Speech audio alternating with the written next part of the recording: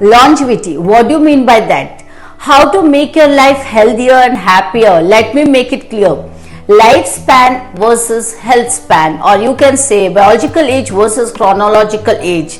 So we can't stop our biological age, but we can improve our health span, which is called chronological age. Actually, the truth is no one escapes from aging and everyone eventually dies.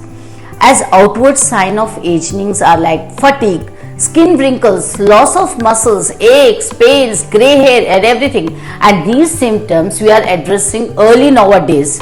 So what about life without having any diseases? So you need to do is go through diet plan, lifestyle changes and exercise, quality sleep, and most important is stress free. Let's have a goal for optimal health. So focus on health rather than weight loss. Thank you.